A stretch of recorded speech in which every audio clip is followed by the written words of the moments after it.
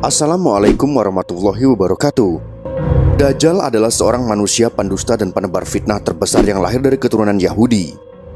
Dalam berbagai riwayat, Dajjal kelak akan dibunuh oleh Nabi Isa alaihissalam atas izin Allah Ta'ala di akhir zaman. Peristiwa ini menjadi salah satu tanda-tanda terjadinya hari kiamat. Dajjal bukanlah jin ataupun makhluk lain, tetapi ia adalah manusia yang ditangguhkan ajalnya, seperti halnya Nabi Isa alaihissalam.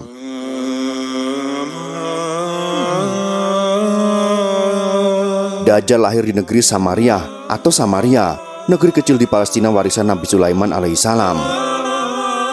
Negeri Samira ini berasal dari nama seorang dari Bani Israel, yaitu Musa Samiri, pembuat berhala sapi emas. Ia adalah pengikut Nabi Musa alaihissalam yang kemudian sesat dan merupakan tokoh kafir yang disebut dalam Al-Quran. Dajjal lahir dari seorang ayah dan ibu keturunan Yahuda atau Yahudi yang sudah 31 tahun tidak dikaruniai anak. Ketika lahir, Dajjal menjadi anak yang paling menyengsarakan kedua orang tuanya, sebagaimana digambarkan oleh Rasulullah SAW. Ayah dan ibu Dajjal itu melewati pernikahannya selama 30 tahun tanpa melahirkan satu anak pun. Kemudian lahirlah dari mereka seorang anak laki-laki yang buta sebelah matanya. Ia menjadi orang yang paling berbahaya dan paling sedikit manfaatnya bagi kedua orang tuanya dan bagi umat manusia.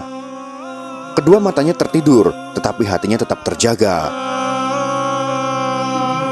Keluarga Dajjal, ayah dan ibunya adalah penyembah berhala. Mereka menyembah berhala berbentuk sapi betina.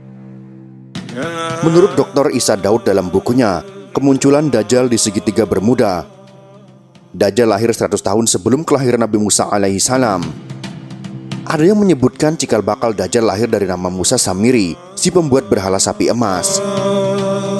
Sementara dalam buku Idzaru al-Masih ad-Dajjal disebutkan Dajjal lahir dari hubungan ketika ibunya sedang menstruasi, lalu terjadilah kehamilan sebagai pengaruh perbuatan iblis. Dikisahkan pada malam yang menakutkan, diiringi embusan angin dan hujan lebat, pasangan suami istri itu mendengar suara dari patung sapi betina yang mereka anggap sebagai Tuhan mereka. Kemudian patung itu memberitahu kepada mereka akan kelahiran seorang anak. Setan mengetahui keinginan suami istri itu mendapatkan seorang anak laki-laki. Karena itu setan memperdayai berhala itu seakan-akan memberi karunia anak dan meminta korban-korban sesembahan. Demikianlah cara setan menipu daya manusia. Perempuan itu pun melahirkan anak lelaki, tetapi kedua matanya cacat sejak lahir. Bayi itu suka tidur malam dan siang dan jarang sekali bangun. Sejak kelahirannya, Dajjal tidak mau menyusui dan selalu tertidur, hingga mengakibatkan payudara ibunya mengalami pembengkakan hebat dan menimbulkan panas yang luar biasa. 2 bulan kemudian, ibunya meninggal dunia.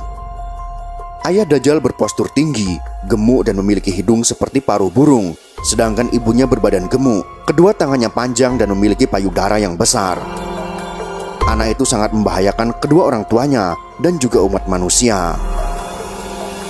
Bukan hanya ibunya saja yang merasakan kesengsaraan, sang ayah pun demikian. Adapun kesialan yang dibawa Dajjal bagi ayahnya ialah setelah kira-kira 4 tahun, Dajjal hanya diam dan tidur saja sejak kelahirannya. Pada suatu malam, anak itu bergerak merangkak seperti balita. Ia berjalan ke arah patung-patung berhala kemudian tidur di sisi patung itu. Sang ayah pun bangun keesokan harinya dan mendapati anaknya tertidur di pangkuan patung Tuhan mereka. Ayahnya memanggil tetangganya dan berita itu menyebar luas. Penduduk sekitar berbondong-bondong datang untuk menyaksikan hal tersebut. Kemudian hakim kota mendengar dan ingin memiliki anak itu yang dianggap dapat membawa berkah.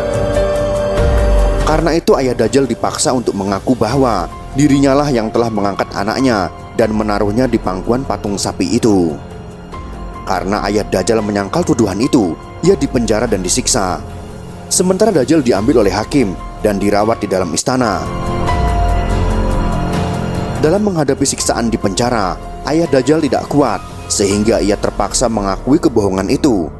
Setelah ia mengaku, ayah Dajjal pun diusir. Maka tinggallah ia sebatang kara karena ulah anaknya itu.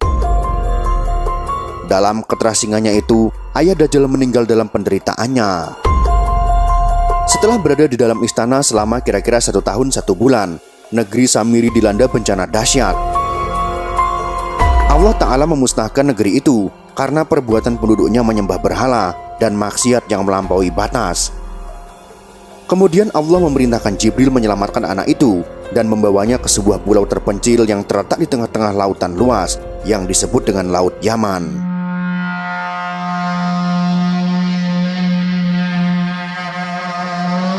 Pulau yang didiami Dajjal ini dikenal dengan nama Jazirah As-Su'ban Ar-Rahib wa Ad-Dabah Al-Halba, yakni sebuah pulau yang terdapat ular mengerikan dan hewan berbulu tebal. Hewan melata yang berbulu tebal inilah yang menjaganya selama Dajjal mendiami pulau itu. Hewan ini disebut sebagai Al-Jassasa yang bisa berbicara layaknya manusia. Pulau itu berukuran kecil, bagaikan tumpukan bebatuan. Pulau itu terpisah dari gugusan pulau-pulau yang banyak jumlahnya. Dajjal sepanjang hari sepanjang tahun selalu tertidur layaknya penghuni gua. Untuk kita ketahui bahwa kisah Dajjal ini tidak ditemui dalam riwayat yang sahih. Adapun kebenarannya kita masih membutuhkan referensi yang sahih selain diceritakan oleh buku-buku dan literatur dalam video ini. Jika memang kisah tersebut benar adanya, maka kita memohon kepada Allah Ta'ala agar diberi rahmat dan taufik sehingga bisa selamat dari fitnah Dajjal di akhir zaman nanti. Wallahu a'lam bishawab.